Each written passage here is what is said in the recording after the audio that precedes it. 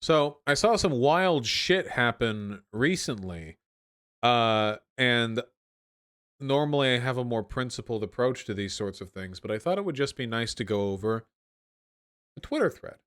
We can pretend we're like any other YouTube political commentator for a moment, okay? This is from Second Thought. This is going to be an important thread. We need to talk about YouTube and private media operations in general. This thread was prompted by YouTube's shadow ban of my new video, but that's really just a minor inconvenience. The whole story involves YouTube, the DHS, and the CIA. Yesterday morning, I released a video titled "The CIA is a Terrorist Organization." Unsurprisingly, it was instantly demonetized, fine. But what followed was both intensely disappointing and honestly fairly alarming. After the video went live, I got the usual comments. First, hi, clicked as soon as I saw the notification, etc. Views were disappointing, but par for the course on a demonetized video. Later in the day, some of my patrons reported something odd. The video was no longer appearing in their subscription feed. Not only that, but I started getting comments saying subscribers hadn't been notified, and that they had come to the channel to see I had a new video, but that that wasn't even the most unusual. People started reporting they could no longer find my video in search results, even if they searched the exact title of that video. Very odd, especially considering a video reacting to my video showed up in the search results. I confirmed this personally. I tweeted YouTube to request an explanation. I gave them the relevant details, and this was their response. It takes a few days for the video to show up in the results, which is a lie. This was an obvious lie, and an insulting one at that. I've been uploading videos to YouTube for 5 years. I produced over 200 videos for the platform. I know how it works. This has never happened. And the fact that the video did appear at first proves YouTube's response was a lie. So they shadow banned my video. So what? It's their platform. I'd agree with this if they were simply transparent with their actions. They didn't age-gate my video. They didn't strike it. They just quietly tried to suppress it. Luckily, people noticed. If they had just let the video be, it would have gotten maybe 150,000 views, and that'd be the end of it. But now, thanks to their shady behavior and incompetence, it's going to make some noise. Let's briefly discuss how YouTube handles controversial videos. A few months ago, I uploaded a video about police brutality. It showed explicit acts of violence by the police, and it was understandably age-gated. The video was appropriate only for older audiences, but it did not break any of YouTube's terms and conditions. The video earned me a visit from the DHS, who asked me about anti-American sentiment in my videos.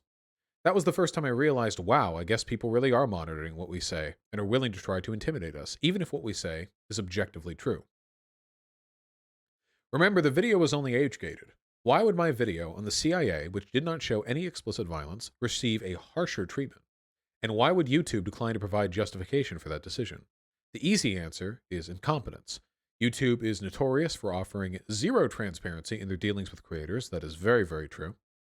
The fact that the video went live, subs received notifications, it appeared in the search results, and then only later disappeared without explanation, leads me to believe someone made a complaint on the behalf of a certain intelligence agency. Now, here's where I want to jump in. This sounds very conspiratorial.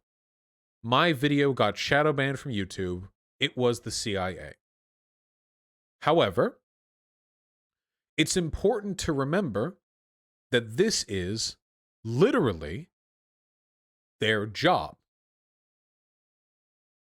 Now, it's impossible to prove when intelligence agencies do things like that. It is literally their job to be able to do this without getting called out in it. If they could be called out in it, then they wouldn't be doing their job very well. If every time the CIA meddled in domestic politics, or the FBI or NSA or whatever, they wouldn't be doing their job particularly well. What we're talking about here is the soft power of government institutions and the impact that they can have on public discourse. And that's what I'm interested in talking about. See, generally speaking, people can do, in this country, whatever the fuck they want. And as long as they're operating on private platforms, they're beholden to only one thing. And that's the terms of service of the platform that they're operating on. And the terms of service are generally dictated by advertisers. YouTube doesn't make its money from you. It makes it from advertisers. Well, Google makes its money from a lot of places, but generally speaking, YouTube makes its money off advertisers.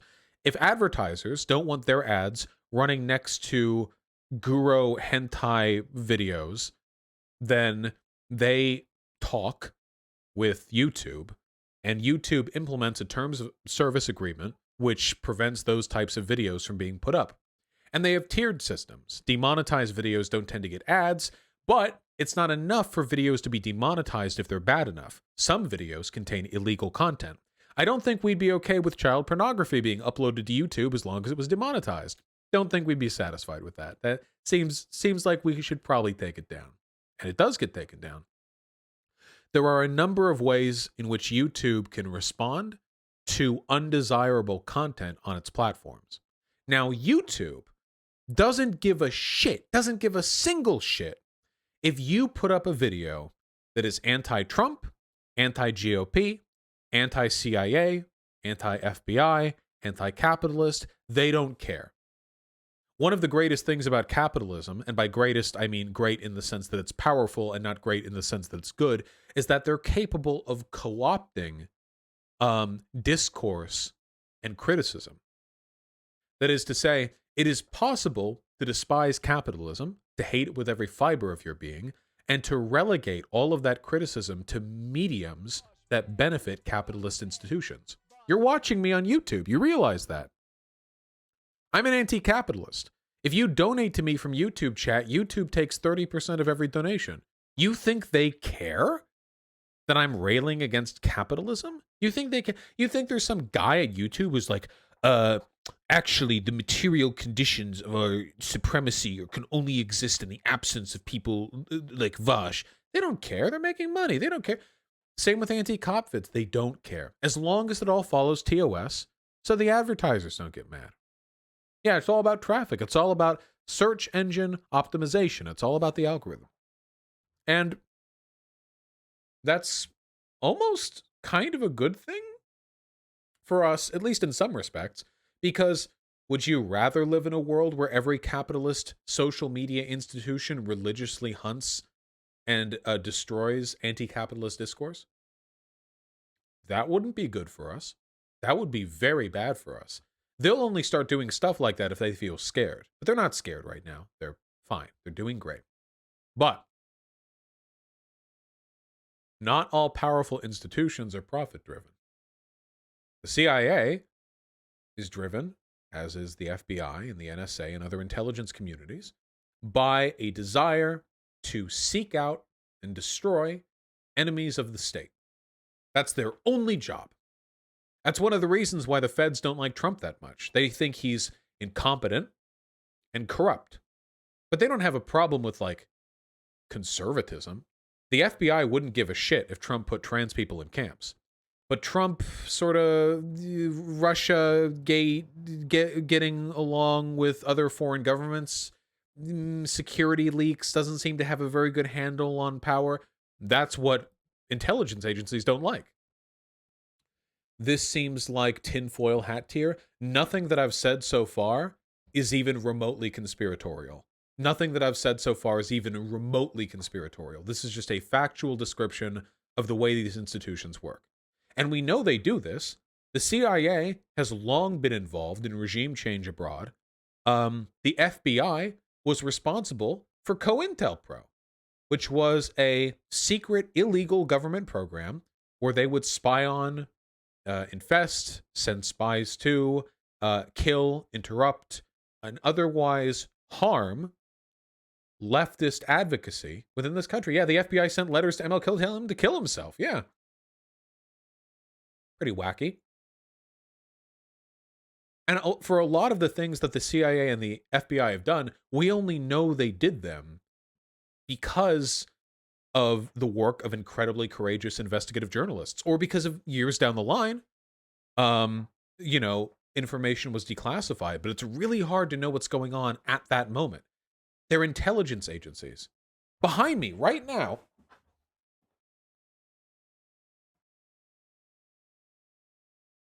is a book written on the guy who got me into leftism. The Assassination of Fred Hampton, which I think is a great book. All of you should read it. I don't normally recommend reading. No homework assignments here, but that is a good book. And it's written by a lawyer, a white lawyer, who did a lot of work defending Black Panthers and other civil rights causes back in the 1960s. And Fred Hampton was killed by police working alongside the feds.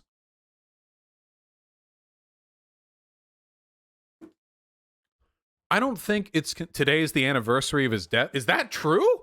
Hold on, wait.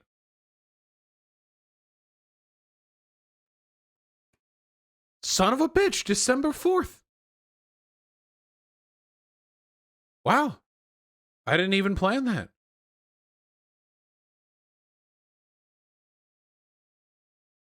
No, I legitimately didn't know. I don't plan any of this.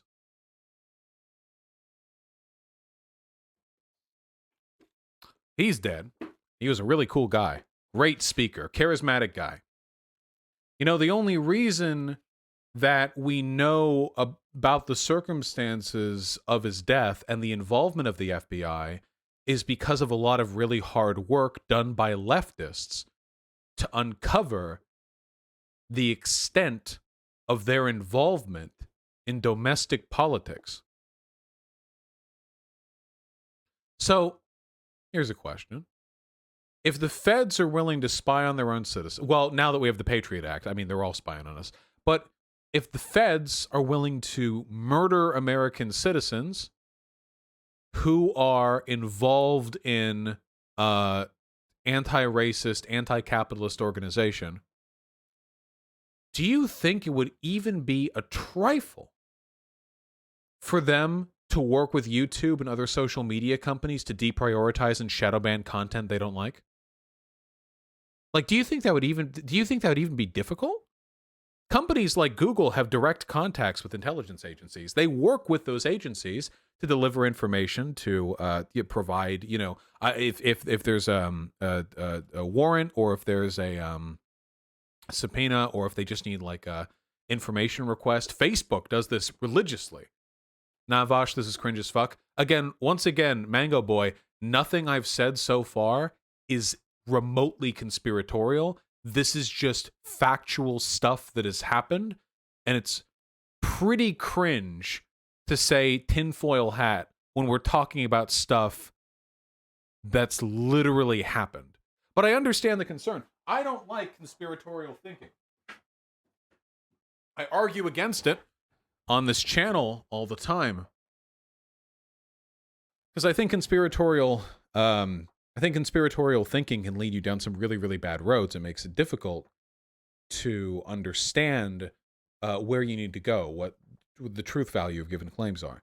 So I'm not going to make a conspiratorial claim to you, okay? What I'm going to say is a fact. And note, by the way, so far, nothing I've said is conspiratorial. I'll say this. It is important to remember that institutions like the FBI, the CIA, that these institutions are not our allies. Hot take from a leftist. But they are capable of exercising almost limitless discretion in how they work to preserve what they consider to be in American interests. They can do almost anything. It's the fucking FBI. It's the CIA. These are the most powerful intelligence agencies in all of human history. The security apparatuses they have established. Vosh, why the fuck would the fucking CIA give a shit about random YouTube videos? My friend, why would they not? We live in a surveillance state. There are, right now, multiple intelligence agencies through which this stream, the data feed from this stream, are probably either now or going to move through. Doesn't mean a Fed's watching us right now, but all of this gets logged. I have a file. Undeniably, I'm a public figure. I have a file. There's no denying that I have a file. Why wouldn't you? How long do you think it takes a Fed to make a change like that? Would it be that surprising to you if the FBI or some other agency sent lists to a contact at Google every day or every week containing a list of videos that they want quieted. Would that surprise you? Because that right there is infinitely less involved and infinitely less destructive than other things the feds have done in this country in the recent past. I mean, after all the stuff like Snowden showed us, after all the stuff that we've been made aware of from leaks and whistleblowers, the fact that we know the government's spying on our data, we know for a fact that the government keeps tabs on its own citizens, the idea that they aren't willing to put their foot on the scale, to me, seems a little bit naive. What is this? Vosh, I served in the military and have TS clearance. What you're stating government agencies can do doesn't even come close to what they've actually done. Yeah, well, I'm trying to be like on the light foot here. I could make a lot of very severe claims about the government and probably be correct about almost all of them. I'm trying to keep it on the light. To be honest, I'm a little bit concerned that there are people in my audience to whom the idea that the FBI is involved in social media demonetization and social media shadow banning is like conspiratorial, to like, that's worrying to me, you know, that people would think something that simple is like unfathomable to them. A lot of trust in your government. I'm afraid I don't share your trust.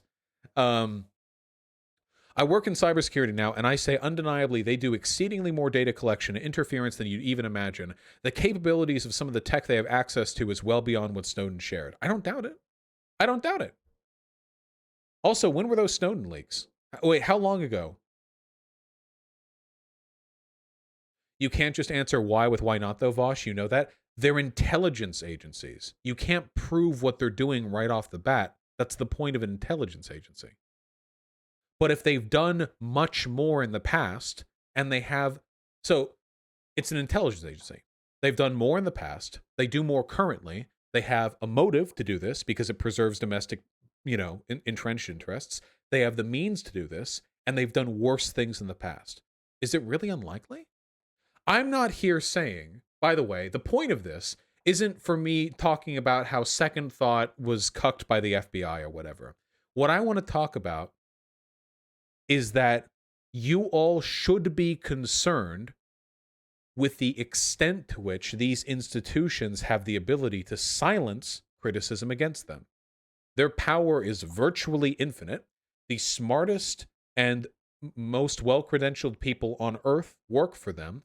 They have access to technology that would be incomprehensible to someone like me, to a non-computer science, security, tech type guy. So we should be skeptical. And I am skeptical. The rest of this Twitter thread goes on to talk about the video and to talk about the CIA. And the CIA is a terrorist organization, so that's true and based. And get me over there. Okay.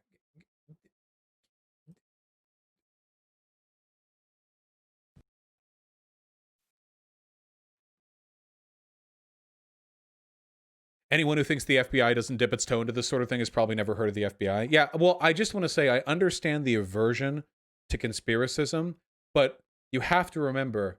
Oh, hello, John. You have to remember, what wait, why are there so many John Oliver recommendations? Wait, what? Wait, hold on. Why are we on... Did I click on something? I must have clicked on something there. No, here we go.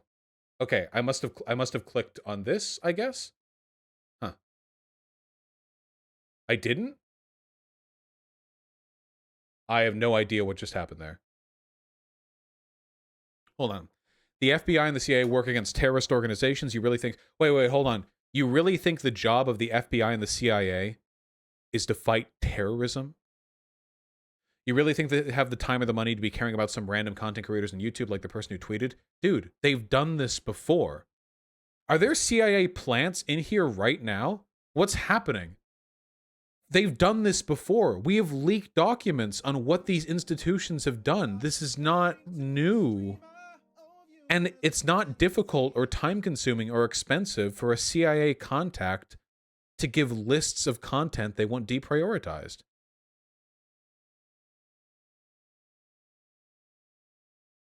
Okay, we're getting off the beaten track a little bit here. Long story short, these institutions are terrifying. They have more power than you could ever fathom, and we are all but puppets playing to the dance of their strings. Watch this video from Second Thought. It's a good video. It's a good video. And, yeah, be careful out there, people.